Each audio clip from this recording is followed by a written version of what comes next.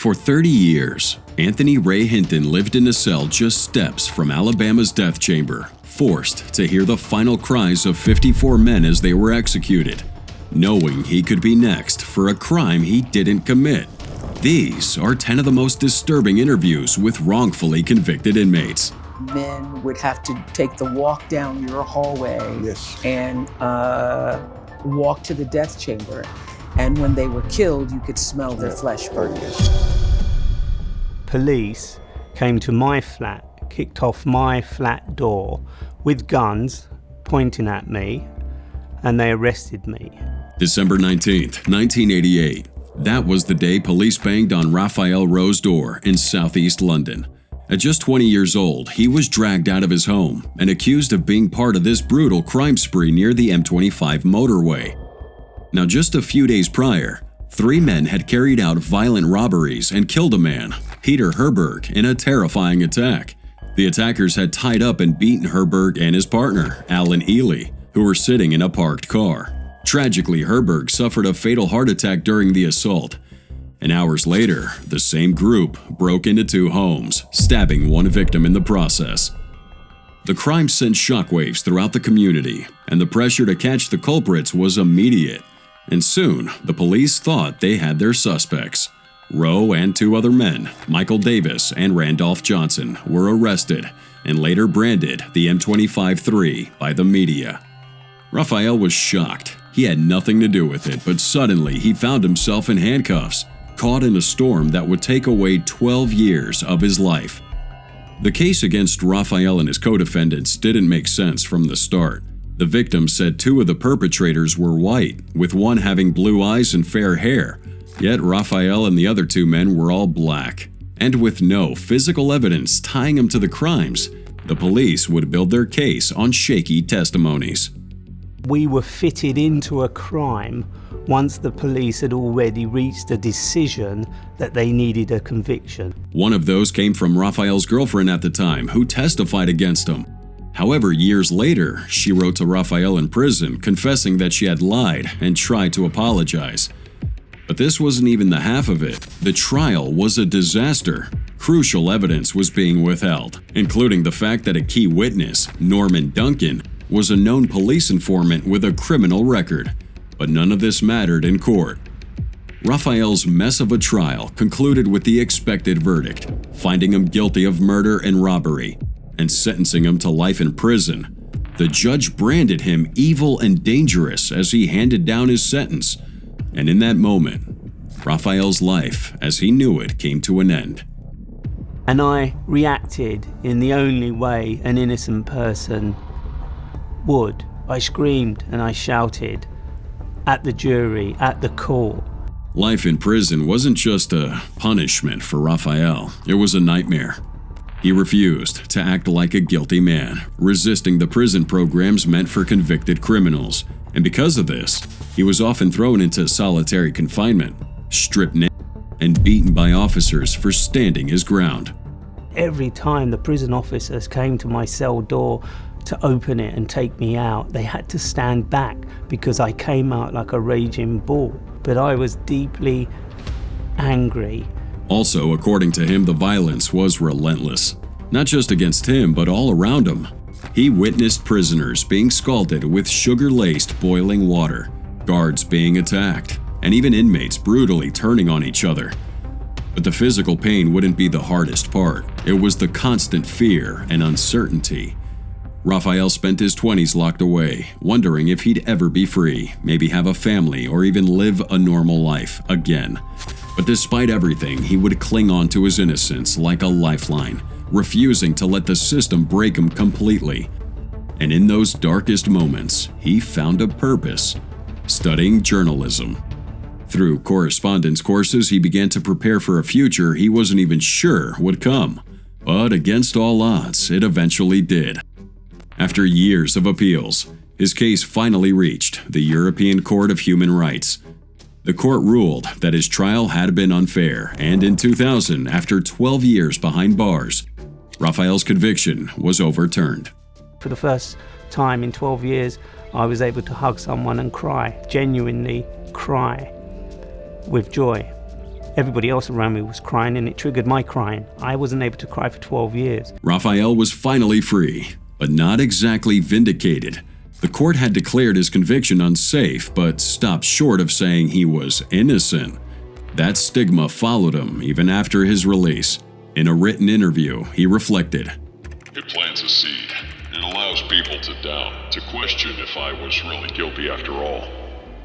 Freedom didn't erase the years he lost, but Raphael didn't let it define him. Within months of his release, he joined the BBC, breaking barriers as the first mixed-race journalist with dreadlocks to report for the broadcaster. And just like that, he wasn't just telling stories, he was rewriting them. Over the years, he reported on knife crimes, environmental corruption, and even helped exonerate another wrongfully convicted man. His determination to expose injustice became his driving force. Today, Raphael is best known as the host of Inside the World's Toughest Prisons on Netflix. The irony isn't lost on him. An innocent man who spent 12 years fighting to escape prison now willingly steps back inside to document what goes on behind those walls. But for him, it's not about reliving the trauma. It's about shining a light on broken systems and advocating for change. Nobody witnessed or saw what I experienced, so I wanted to take people into a world, this secret world of prisons, and show them what life is really like in prisons. In the end, Raphael's story is a reminder that the justice system doesn't always get it right. He's spoken openly about the ripple effects of wrongful convictions, not just on the individuals, but on their families, communities, and even the victims who never get real justice. He said, "These aren't just stories. They're lives, their futures stolen." You can't prepare yourself. You don't see it coming. It's just poof, your life changes in an instant. July 19th, 2003. A woman was brutally attacked in Salford, Greater Manchester. Dragged down a motorway embankment, she was struck until unconscious and then raped. The crime was as horrifying as it was senseless. And a year later, Andrew Malkinson, a 37-year-old security guard, found himself at the center of this case, a case he had nothing to do with. The evidence against him was questionable at best. The victim identified Malkinson in a lineup, but her description didn't match him. She said her attacker had no tattoos and was shorter than Malkinson. He, on the other hand, had prominent tattoos on his forearms and stood taller than her description. She also mentioned a deep scratch on her attacker's face. Malkinson had none. The duty solicitor who's representing me says, "I'm afraid to say that the victim has picked you out of the ID parade." And I thought, what the fuck? I just burst into tears, I couldn't help it. Yet, despite the lack of DNA evidence and glaring inconsistencies, the jury convicted him, and he was sentenced to life in prison. In this interview, years after his release, Malkinson reflected on the moment his sentence was read and how it felt to have his years stolen. On the 2nd of August 2003, I was kidnapped by the state. It has taken nearly 20 years to persuade my kidnappers to let me go. Malkinson could have walked free after 6.5 years if he just said he was guilty, but he refused. And because of that, he spent nearly 2 decades locked up, fighting to prove the truth. Life inside was a constant fight for survival for Malkinson. As a convicted rapist, he had to watch his back at all times. Prisoners often targeted people like him. People convicted of are the lowest of the low. I did not commit the crime, but I was treated as if I did. And even beyond that, he had to find ways to hold on to hope in a system built to break it. For Malkinson, that hope came from his determination to prove his innocence. But the road to justice was painfully slow. Appeals in 2006 and 2009 were denied, and requests for case reviews went nowhere. The Criminal Cases Review Commission, or CCRC, even rejected one review, claiming the cost wasn't worth it, despite evidence that could have cleared Malkinson's name. By 2007, DNA testing of cold case samples revealed another man's DNA on the victim, but the prosecution dismissed it, saying it wasn't enough to overturn the conviction. It took him over 2 years to say no. It took until 2021 for the case to make its way back to court. By 2022, the DNA evidence led to a match and the arrest of another man. In July 2023, Malkinson was officially exonerated. Freedom, however, didn't bring the peace Malkinson had fought for. I am left outside this court without an apology, without an explanation, jobless, homeless. Upon his release, Malkinson was left with nothing, surviving in a tent in Spain. He described his days as a constant struggle, trying to rebuild a life stolen from him. The government's slow compensation process left him relying on food banks and minimal benefits to survive. In a recent interview, he said, "They left me to rot." Even after the public outcry which led the Ministry of Justice to fast-track changes to the compensation process, Malkinson remained critical of the system that had failed him at every turn, saying, "It's like I'm still being punished. First, they steal 17 years of my life. Now they make me beg for what I'm owed." Today, Malkinson is working toward healing while using his experience to advocate for others who'd face similar miscarriages of justice. But the pain and trauma remain with him. He also said, "This horror will always be with me. They took my freedom, my years, my trust. You don't just walk away from that." We, the jury, find the defendant Daniel Villegas not guilty of... October 5th, 2018, Daniel Villegas knelt on the courtroom floor, tears streaming down his face, as the jury finally said the words he had waited 25 years to hear: not guilty. The courtroom erupted in applause, but for Daniel, it felt unreal. When they finally said, not guilty, it was like all that pressure, all that knives, everything, all that freaking ball of just nerve endings that are non-stop, just killing me, just pop. And I just dropped. Now, Daniel's nightmare started in 1993 when two boys, Armando Lazo and Bobby England, were shot and killed in El Paso, Texas, while walking home from a party. The police had no physical evidence, no suspects, and no solid leads. But they were desperate to solve that case, and that desperation fell on 16-year-old Daniel Villegas. Daniel was brought into custody late at night and interrogated for hours. The detectives didn't just question him, they threatened him. They told him he'd be beaten and assaulted in prison if he didn't confess. And so, exhausted and terrified, Daniel signed a confession that police typed out for him. It didn't match the crime scene or witness accounts, but none of that mattered. Even after he recanted immediately, the wheels were already in motion. Daniel was charged with capital murder. His first trial ended with a hung jury, but in 1995 a second jury found him guilty, and Daniel was sentenced to life in prison. I've been beat down by the law so much, going appeals failing, appeals after appeals failing, no one listening to you. I was going to be in the grave back in Huntsville with a TDC number on my gravesite. Prison was brutal for Daniel, especially as a teenager.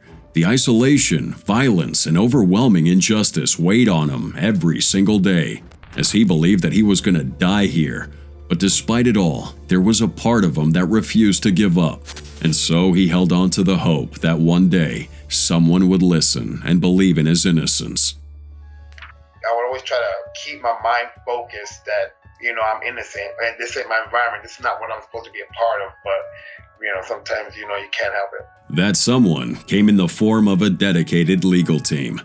And finally, after years of advocacy and evidence that highlighted major flaws in the original case, Daniel's conviction was overturned in 2013, and a new trial was ordered. But even then, the fight wasn't over. By 2018, prosecutors offered him an Alford plea, a deal that would let him maintain his innocence while pleading guilty in exchange for time served. It was a way to guarantee freedom, but Daniel couldn't bring himself to take it, saying, "I wasn't gonna do it again." He chose to put his faith in the jury again, and this time, the verdict was different. When they found him not guilty, Daniel collapsed in relief. It was finally over. But freedom didn't mean peace. After spending 18 years in prison for a crime he didn't commit, Adjusting to life outside was anything but simple. He later said in this interview, "At night, I'd wake up and knock on the walls to make sure I wasn't dreaming. I had to check that I wasn't still in prison." And even with his name cleared, the stigma of his conviction followed him everywhere. It made everything harder, finding a job, even attending his children's school events.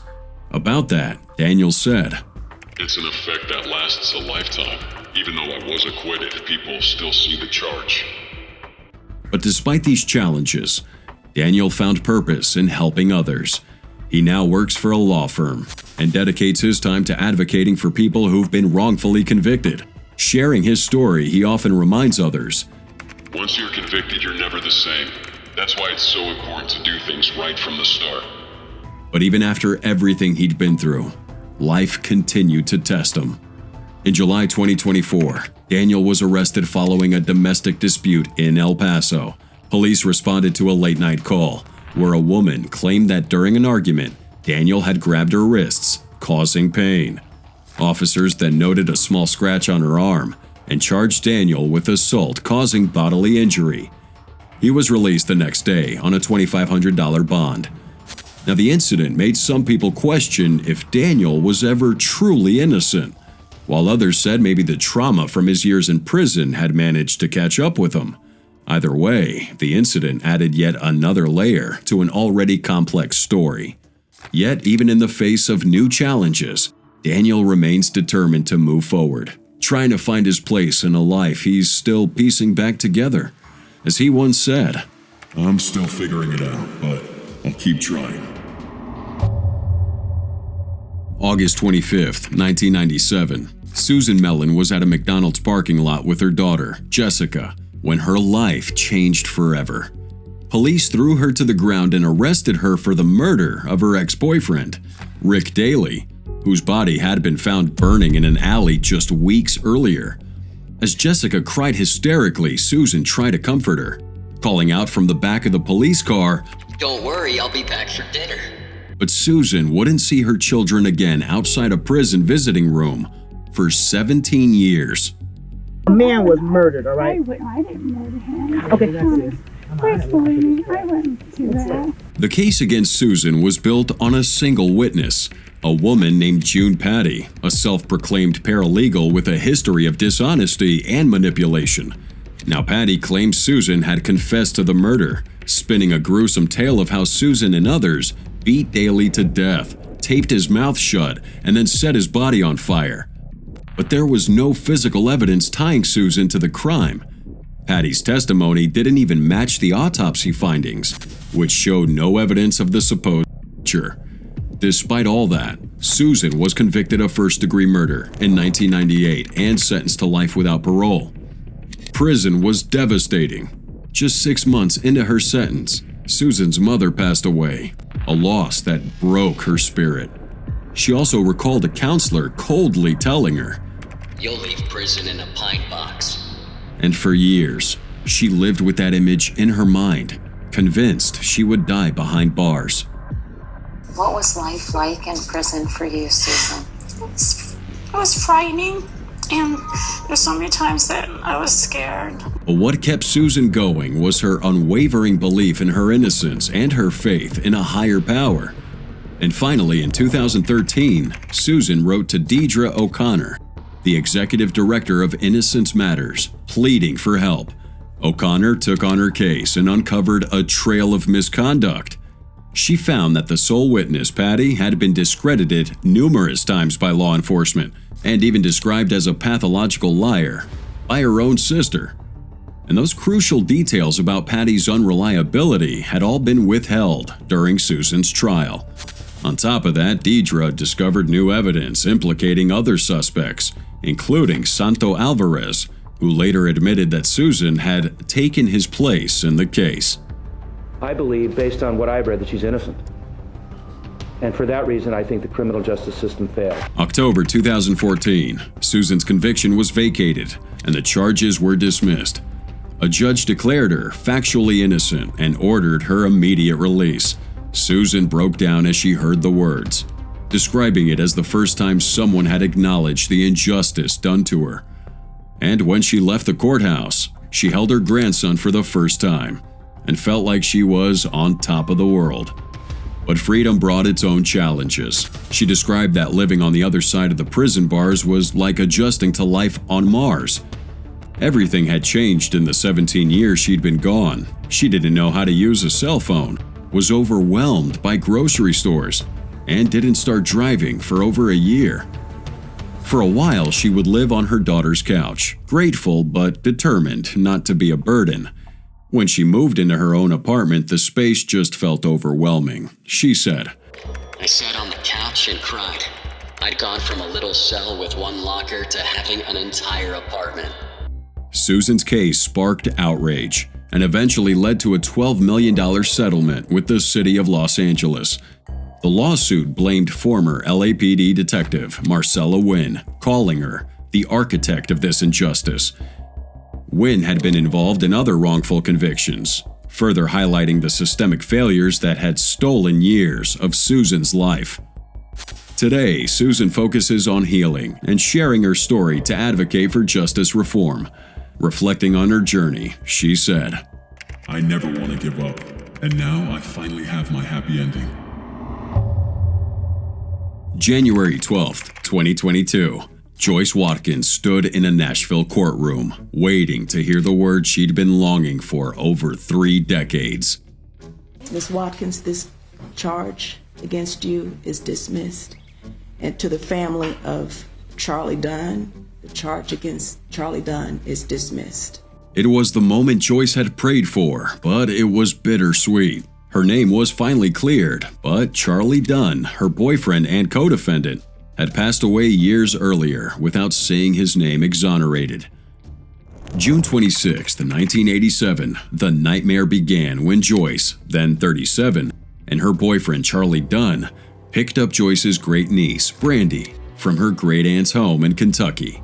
Brandy's mother was unable to care for her and had left her with the great-aunt, Rose Williams, for 2 months. Now the child showed signs of neglect and injuries, but Joyce didn't know the full extent until they got home and she noticed blood in Brandy's underwear. Alarmed, she immediately called the girl's grandmother and said Brandy needed medical attention. But when no one arrived by morning, Joyce took Brandy to the emergency room herself. But by the time they reached Vanderbilt University Medical Center, Brandy was unconscious and suffering from severe injuries, including head trauma and vaginal wounds. She died the next day. Joyce, devastated by the loss, had no idea she and Dunn would soon be accused of Brandy's death. Joyce, did it ever occur to you at that moment that you would be accused of her death? No. But they questioned you? Yes. They asked me what happened to her. I told them I didn't know. The case hinged on the findings of Dr. Gretel Harlan, a medical examiner who testified that Brandy's injuries had occurred within 12 to 24 hours before her death, which meant during the 9 hours she was in Joyce and Dunn's care. Despite their full cooperation with investigators, including allowing police to search their home and repeatedly proclaiming their innocence, Joyce and Dunn were charged with first-degree murder and aggravated. At their 1988 trial, the prosecution presented no physical evidence linking them to that crime. Instead, they relied heavily on Dr. Harlan's testimony, which later proved to be scientifically flawed. The jury was also told that Dunn had caused scratches on Brandy during an alleged assault and that Joyce had washed a bedsheet to destroy evidence. Both claims were later debunked. The couple was eventually convicted and sentenced to life in prison, plus an additional 60 years. It took everything away from us. It took us from our families, him from his kids, took us from everything we worked for. For the next 27 years, Joyce endured the harsh realities of prison while clinging to her faith and hope for justice. Dunn, on the other hand, battled cancer behind bars and died in 2015, just months before they were both granted parole. But even after her release, Joyce wasn't truly free. She was placed on a offender registry and had to follow strict parole conditions that kept her under constant surveillance. She said, I was living worse outside of prison than I was inside. And so, determined to clear her name and Dunn's, Joyce turned to the Tennessee Innocence Project in 2021. I'm just not a person to give up. I knew there was somebody out there somewhere would help me. The organization partnered with the Davidson County Conviction Review Unit to re-examine the case. Their investigation revealed critical flaws, including discredited medical evidence and official misconduct. New findings also showed Brandy's injuries likely occurred while she was in the care of Rose Williams, not Joyce and Dunn. In January 2022, the court officially vacated their convictions. Judge Angelita Blackshear Dalton dismissed all charges, stating, "Their innocence demands it." The day that I walked out of that courthouse and the judge told me I was exonerated, I said right there, I'm free. Yet even though her name has been cleared, Joyce still reflects on the decades stolen from her. She said, "They took half my life for nothing." But despite everything, she remains committed to advocating for others who've been wrongfully convicted, always reminding them, You have to have faith, hope, and a prayer. That's what kept me going. This makes Joyce Watkins a symbol of resilience, and her story is a stark reminder of the flaws in the justice system and the human cost of those mistakes. I get to do what I want to do, go where I want to go. It's just total freedom again. I'm an innocent man, Your Honor, and I have always been an innocent man. 2018. After 27 years of fighting to clear his name, John Brunn's wrongful conviction was overturned and he was free. But as John would later say, the scars of those years weren't going anywhere. August 13th, 1991, John's nightmare began when he was just 14 years old. Two off-duty corrections officers were ambushed in their car in Brooklyn. One was shot and killed and the other survived. The police, desperate to solve that case, would arrest John Bunn and another teen, Roshan Hargrave, based on a dubious tip. Neither matched the description of the attackers, two light-skinned men in their 20s. John, a dark-skinned boy barely out of middle school, didn't stand a chance. The interrogation was actually led by a rogue detective by the name of Louis Scarcella, and he was threatening me, telling me that I was never coming home if I wouldn't tell him what he wanted to know. The detective on the case, Louis Scarcella, used tactics later exposed as unethical. He coerced witnesses, manipulated evidence, and put John in a lineup with grown men, forcing him to sit on a stool so he'd appear taller. When the one surviving officer identified him, it was enough. The trial was rushed, the evidence paper thin, but the verdict was devastating. John was convicted of murder and sentenced to 20 years to life. Prison was brutal, especially for a teenager. John described it as predator-prey, where any sign of weakness could make you a target. When they sent me to prison, that was like one of the most scariest feelings I ever experienced. And I didn't know how to read. But John wasn't about to give up. Determined to regain some sense of control, he taught himself to read at 16, starting with dictionaries and children's books. By the time he was 17, he had earned his GED and was reading everything he could find in the prison's library. He even became an anger management counselor for other inmates, sharing his story and helping them navigate their own struggles. Reading changed my life. Reading changed my mentality as a person. I wrote my mother one day and I said, they can lock my body, but they can't trap my mind. John ended up serving 16 years before being paroled in 2006. But this wasn't the freedom he'd hoped for. His criminal record made it almost impossible to find work, and the trauma of being wrongfully convicted still haunted him. At one point, his hardship led to a parole violation, and he was sent back to prison for another year. Meanwhile, cracks were forming in the cases built by Detective Scarcella. By 2015, numerous convictions tied to the detective had been overturned due to evidence of misconduct. That same year, a judge vacated Hargrave's conviction, paving the way for John's exoneration. By 2018, the charges against him were finally dismissed. Standing in court, John wept as he heard the words he'd waited nearly 3 decades for. He was free. But even with his name cleared, moving forward wasn't simple. John said, "I lost my childhood, my family, and my freedom. You don't just walk away from that." But instead of dwelling on what was taken from him, John chose to focus on what he could give back. He founded A Voice for the Unheard, a nonprofit that promotes literacy and mentorship for incarcerated youth. The program started as a book drive, collecting thousands of books for prison libraries, but it has grown into so much more. Now John works with teens, running workshops that teach empathy and critical thinking. Today he's spending his time mentoring the young ones, sharing his story, and fighting to create opportunities for others.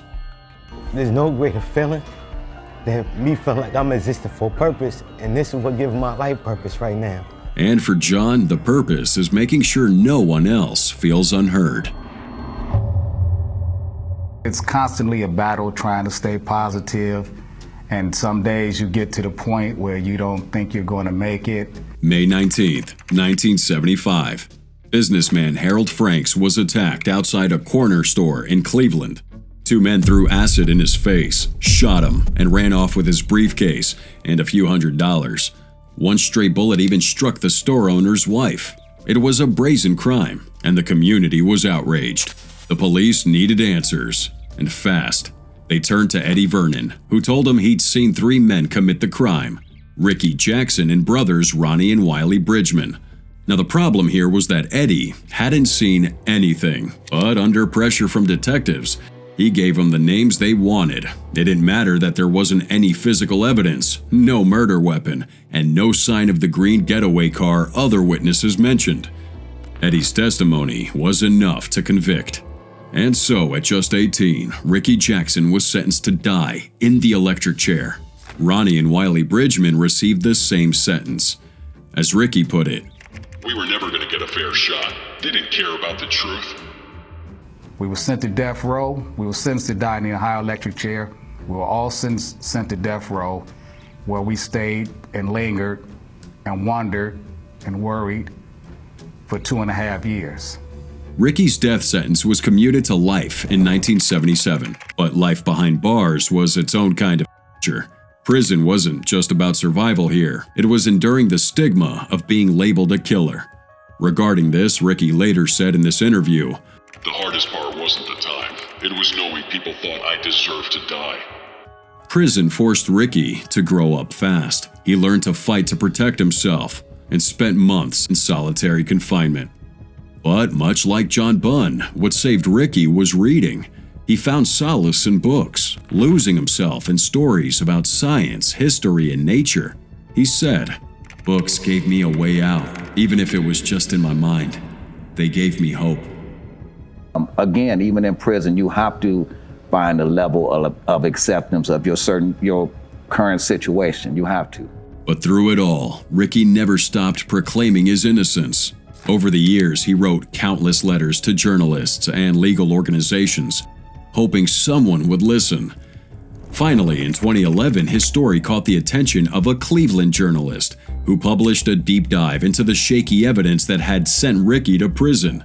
The article reached Eddie Vernon's pastor, who convinced Eddie to come clean. Eddie admitted what he'd kept to himself for nearly 40 years. He never saw the crime. On the day of the murder, he'd been on a school bus blocks away. The police had pressured him into lying. November 2014, after 39 years, Ricky Jackson's conviction was overturned, and he walked out of prison a free man. At 59 years old, he held on to his dignity and chose forgiveness. He even met Eddie Vernon and forgave him face to face. He was a victim just as much as we were. I wanted to let him know that I understood, and I wanted to forgive him because I wanted him to move on with his life because I was going to move on with mine. But adjusting to life outside wasn't easy. Ricky, having spent almost 40 years behind bars, is one of the longest-held wrongly convicted prisoners in the U.S. The world he re-entered felt foreign, almost unrecognizable. He often shared how something as simple as answering a phone call baffled him.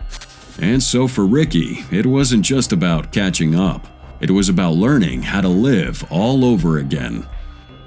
I was 18, a kid, when I went to prison, and the ordeal has left some scars. But Ricky embraced the challenges. He received $2 million in compensation, not nearly enough for 39 stolen years, and started rebuilding his life. He's now a father and spends his time sharing his story at schools and prisons. His message is simple: don't give up. And that's why he always says, I tell people, no matter what you're going through, keep going. There's always hope. I just turned 21 years old. I'd never been locked up before, ever in my life. At some point in time, you know you're not going home. May 13th, 2017, Jimmy Dennis stepped out of the SCI Green Prison in Pennsylvania, finally free. He stretched his arms toward the sunlight, an act that felt almost surreal after spending 25 years on death row for a crime he didn't commit. Reflecting on that moment after the trial, Dennis said, They took everything. My youth, my career, my family. You never get those years back. The nightmare began in 1991. Dennis was 21 and an up-and-coming R&B singer with a promising future when he was accused of killing Chettle Williams during a robbery in North Philadelphia. You see, right from the start, there were doubts about the case. Witnesses described the shooter as 5'10". Dennis is 5'4". The evidence against him was also pretty thin, based on rumors that had been passed through multiple people. Some witnesses couldn't even identify him, while others gave conflicting accounts. And on top of that, key evidence that could have cleared him disappeared. These police officers made witnesses lie. They turned me into this monster where they had to get me out of society.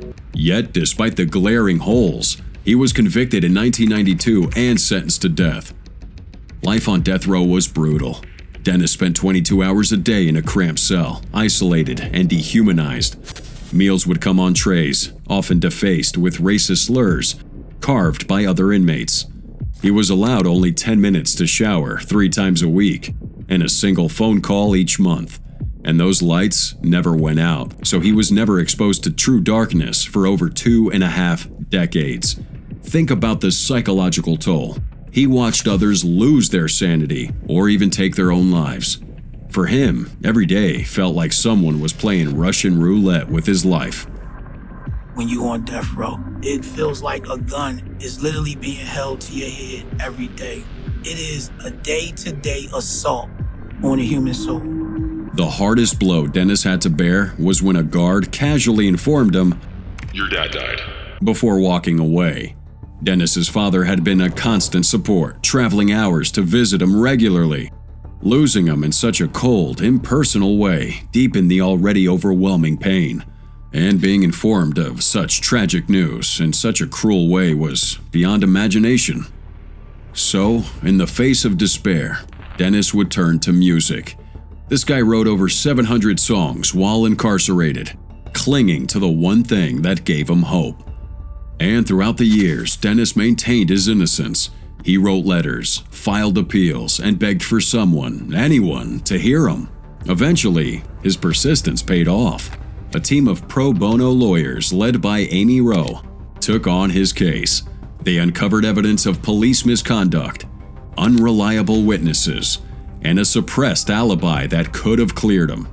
In 2013, a federal judge overturned his convictions, calling it a grave miscarriage of mistake. But Dennis's freedom wouldn't come quickly. Prosecutors appealed, delaying his release by another 4 years. When he was finally freed in 2017, the world had changed dramatically. Everyday tasks like using a debit card or navigating online were foreign to him. Dennis had to learn everything again from scratch. And beyond the practical adjustments, he struggled emotionally, haunted by paranoia. He would avoid anything that could lead to an encounter with the police. He said, When you've been through what I've been through, you're constantly looking over your shoulder. Therapy has helped Dennis cope with the trauma, but his greatest outlet has to be music. Since his release, he's poured experiences into his songs, using his voice to process the pain and share his story. And Dennis's fight wouldn't end with his release. Determined to hold those who wronged him accountable, he filed a civil lawsuit against the city of Philadelphia and the detectives who built the flawed case against him. In April 2024, he won. A jury awarded him $16 million, a small victory after losing so many years. And following that win, he said, "You could give me $10 million a day. It won't bring back the time I missed with my daughters, my parents, my life." Today, Dennis uses his voice to advocate for criminal justice reform.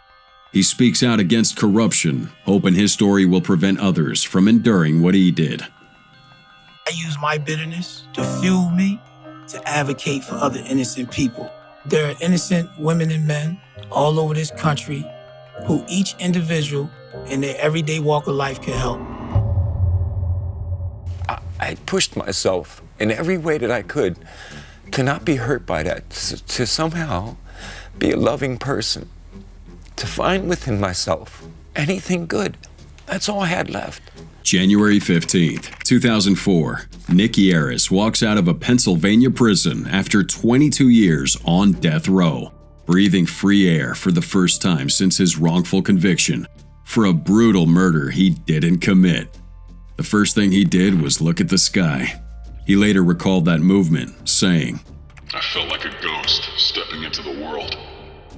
Let's go to December 1981. Nick's heartbreaking story began when he and a friend stole a car. So while driving under the influence of drugs, blasting music, and speeding, he was stopped by a police officer in Delaware County, Pennsylvania. The encounter escalated into a physical altercation during which the officer's gun discharged. Nick was arrested and charged with kidnapping and attempting to murder a police officer. Serious charges that could have led to a life sentence. So while in custody, Nick, then 20, spotted a newspaper article about the rape and murder of Linda Mae Craig. Hoping to trade information for leniency, he falsely claimed to know the killer, someone he believed was dead. But when the police investigated and found his story baseless, Nick himself became the prime suspect. Being put on trial for the initial charges, I was acquitted by a jury, and that made the prosecutor insane. They went after me with the death penalty and gave me a 3-day murder trial at the age of 20, and I had no chance. Conventional serological testing was conducted on the biological evidence from the crime scene, including the kit. And while the results failed to directly implicate Nick Yarris, they also didn't exclude him. An ambiguity the prosecution used to its advantage. Now, the prosecution would build their case around two critical claims: a jailhouse informant and the victim's co-workers. The informant, looking for his own way out of trouble, said Nick had confessed while in custody, a claim with no evidence to back it up. Then there were the co-workers, who pointed to Nick as the man they thought had harassed the victim before her murder. Their stories also didn't quite add up, full of contradictions that cast serious doubts on their reliability. But still, those shaky pieces of evidence were enough to seal Nick's fate. By 1982, Nick was convicted and sentenced to death at just 21 years old. Prison was nothing short of hell. Nick spent 22 hours a day in solitary confinement, suffocated by the silence of death row. Desperate for an escape, he seized a moment of opportunity in July 1985. While being transported to a post-sentencing hearing, Nick managed to slip away, evading authorities for nearly a month. But his freedom was fleeting. He was caught in Florida and returned to Pennsylvania's death row. Upon his return, the guards beat him so severely that his retina detached, leaving him physically broken. They literally kicked my face in when they got me back.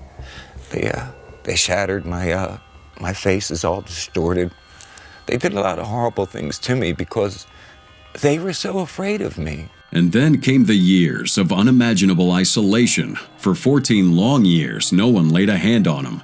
The absence of human touch was so crushing that Nick would lie on his arm until it went numb, then stroke his face with it, pretending it was someone else's touch. Yet in the midst of this dehumanizing existence, Nick clung to hope. He taught himself how to read and write, finding solace in books. Reading became his lifeline, his way of staying human in a place designed to strip that away. And I felt, God, give me a reason to live. And then the officer took pity on me and let me have some books in a cell that a man committed in. And I began educating myself. 1988, Nick became the first death row inmate in the U.S. to request DNA testing. Although it was a revolutionary step, it wasn't without its challenges. Packages of evidence were mishandled, delaying results for years. Despite the frustration, though, he pushed forward. But by 2002, Nick was at his breaking point. He decided to drop his legal appeals, asking to be executed just to end the torment. In 2002, I was dying of hepatitis that they gave me after the beating. And I decided that I didn't want to die like that, so I asked them to be executed. But a judge ordered one final round of DNA testing, a decision that changed everything. By 2003, the results came back, and they were undeniable. Nick's DNA didn't match any of the biological evidence from the crime scene. In fact, the testing revealed traces of two unidentified men, and just like that, the truth was finally clear. Nick was innocent. His conviction was overturned, and in January 2004, he walked free.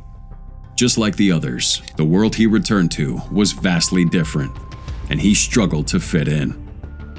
I've had a lot of misfortunes done to me since my release, but I strive to continue to keep one promise to my mother. She said, Nicky, for you not to be a nice man is a waste of everyone's time.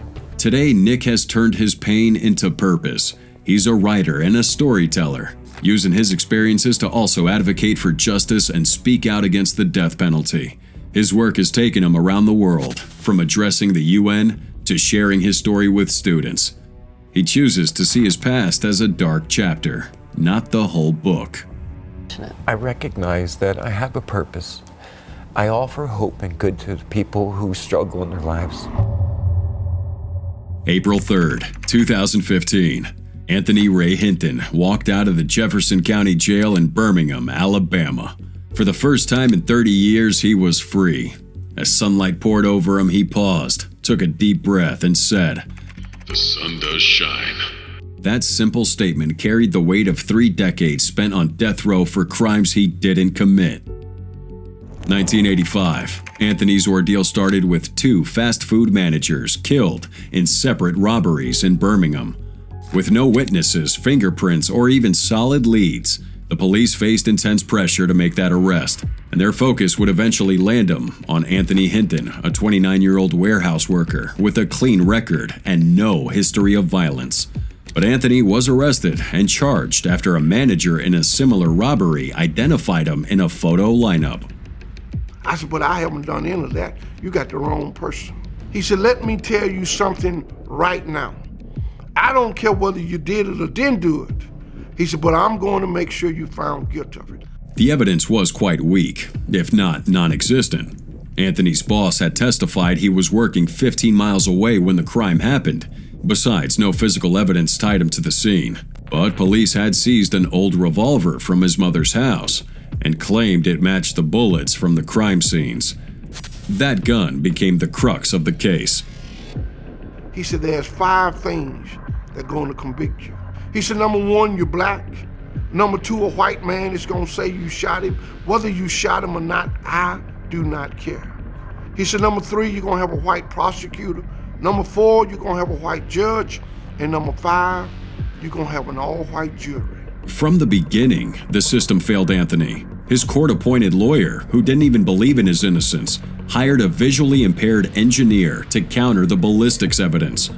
This engineer, with no expertise in firearms, couldn't even use the microscope properly during testimony.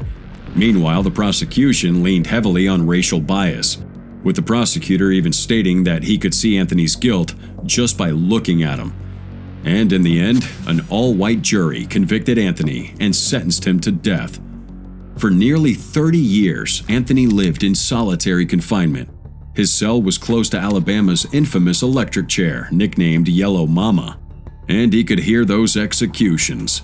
54 men walked past his cell on their way to die. He recalled, "You could smell the burning flesh. Anthony's world was in ruins, but he discovered ways to make it through. He started a book club with other inmates, escaping into the words of James Baldwin and Harper Lee. And over time, the club would grow. But as members were executed, it dwindled, until Anthony was the only one left. And in his imagination, he created vivid escapes, imagining tea with the Queen of England or marrying Halle Berry. He used to say, "They could take my freedom, but they couldn't take my imagination." Now his salvation came when Brian Stevenson and the Equal Justice Initiative, or EJI, took on his case. For over 15 years, EJI fought to prove what should have been obvious from the start: Anthony was innocent. They brought in leading ballistics experts, including one from the FBI, who all testified that the bullets couldn't have come from his mother's gun, or even the same gun. Despite that, the state resisted reopening the case. Supreme Court, I never will forget, he came down to the prison and he said, "Ray, the judges in Alabama is not going to do the right thing." And he said, "I'm going to have to take this case to the United States Supreme Court." In 2014, the U.S. Supreme Court unanimously overturned Anthony's conviction, citing inadequate legal representation at his original trial. A year later, prosecutors finally dropped the charges, admitting they couldn't match the bullets to the alleged murder weapon. And so, that April morning in 2015, Anthony walked free. But after 30 years, the world had moved on without him, and Anthony had lost his mother while he was in prison. And the emotional scars would run even deeper. I wanted my mother to be there, and she just didn't survive that long. And I felt cheated. To this day, the state of Alabama refuses to compensate Anthony for the time he lost. Yet, he decides to choose forgiveness over bitterness, saying, "From a child, I realized that I cannot afford to allow the state of Alabama to take what joy I have. I believe that I have to move on." Anthony wrote a memoir, The Sun Does Shine, and now speaks across the country about his experience, advocating for justice reform and the abolition of the death penalty. And despite everything, he still believes in hope. He often says, "The sun does shine, even on death row."